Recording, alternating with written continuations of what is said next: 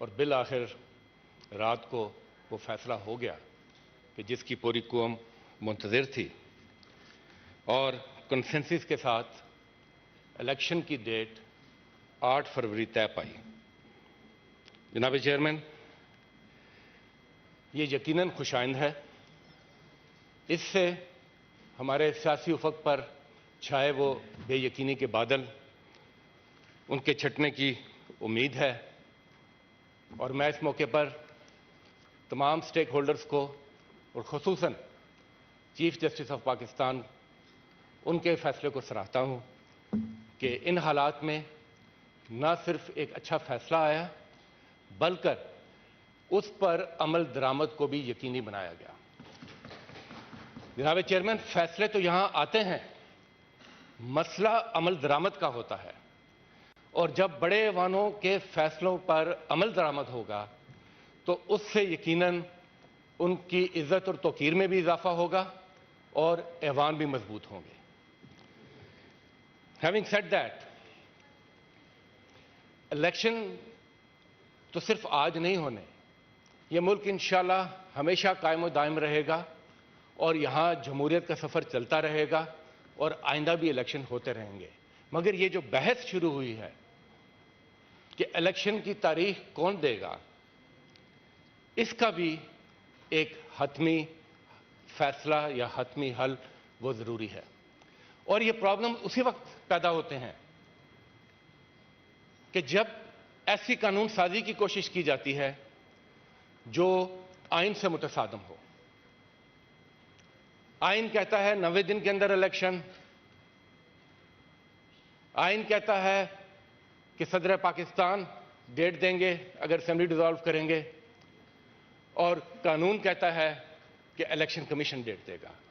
तो जब भी मुबहम कानून साजी होती है तो उससे ये इस किस्म के सवालात और पेचीदगियां जन्म लेती हैं।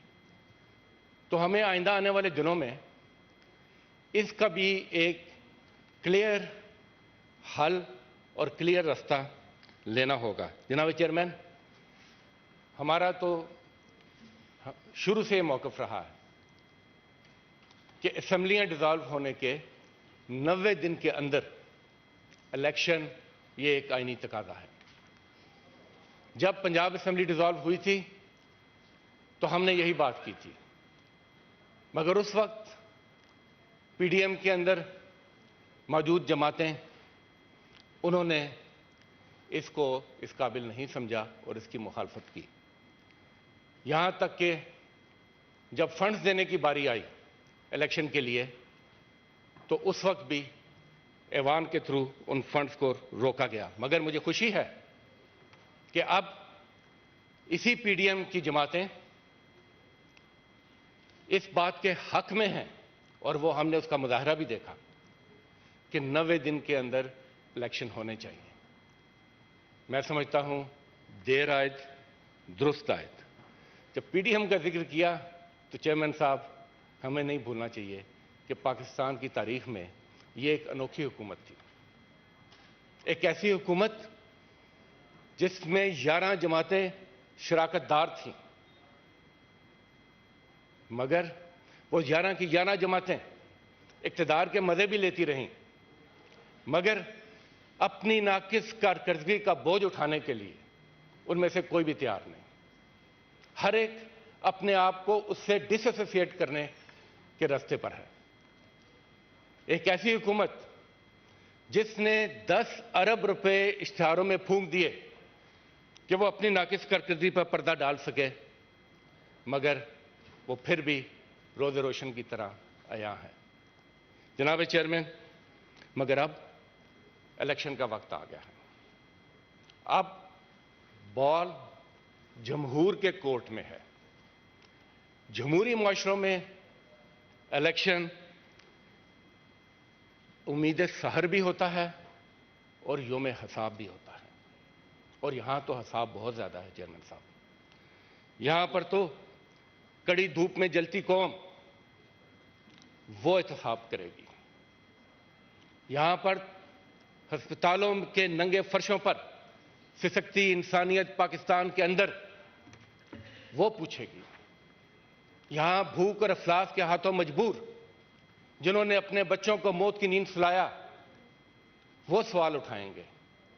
वो मजदूर, वो बेकस मजदूर जिसके हमने हाथों पर सिर्फ छाले छोड़े हैं, आंखों में नमी छोड़ी है, वो पूछेगा उस दहाइयों से मुसल्लत अशराफिया से कि आपने मुल्क का यह हाल क्यों किया। जनाब चेयरमैन, मगर उसके साथ साथ ये उम्मीद सहर भी है। हमारी उम्मीदों का मरकज आज पाकिस्तानी कौम का नौजवान है। आज वक्त है कि हम उसकी आवाज को अहमियत दें। वो जो कि जज्बों से सरशार है और शऊर से मालामाल है। इस डिफाइनिंग मौके पर 5 करोड़ 71 लाख नौजवान वोटर, उसके लिए वक्त है कि वो आए और अपने वोट के जरिए अपना फैसला सुनाए। इसके साथ साथ चेयरमैन साहब, मेरी अपील है तमाम सियासी जमातों से कि हम जब टिकटों का फैसला करें, मैं ये तमाम सियासी जमातों के लिए कह रहा हूं, तो पाकिस्तान के नौजवानों को यह मौका दें कि उनके लिए भी रास्ता खुले, वो भी इन ऐवानों में आए और वो आज के वक्त की आवाज बनकर हमारी रहनुमाई करें। जनाब चेयरमैन, सूरत हाल यह है कि आज के चैलेंजेस बहुत बड़े हैं। असर हाजिर के चैलेंजेस, इनका मुकाबला हम माजी की फरसूदा सियासी तरीकों से नहीं कर सकते। हम पुरानी गलतियां रिपीट कर करके नए और मुस्बत नताइज हासिल नहीं कर सकते। हमें एक नई सोच के साथ आगे बढ़ना होगा और एक रोशन मुस्तकबिल की तरफ मिलकर कदम उठाना पड़ेगा। चेयरमैन साहब, इलेक्शन की तारीख तो खुशाइंद है, मगर अभी इसके इम्तहान और भी हैं। इलेक्शन की क्रेडिबिलिटी भी उतनी ही अहम होगी जितनी उसकी तारीख है। एक ऐसा इलेक्शन जिसकी शफाफियत पर कोई सवाल ना उठा सके, एक ऐसा इलेक्शन जिसमें सबके लिए यकसा मौके हों, एक ऐसा इलेक्शन जिसमें अवाम की आवाज उनके नुमाइंदों की सूरत में नए अवानों तक पहुंचे। मुझे अफसोस से कहना पड़ता है कि हमारी सियासी तारीख हादसात से भरी पड़ी है।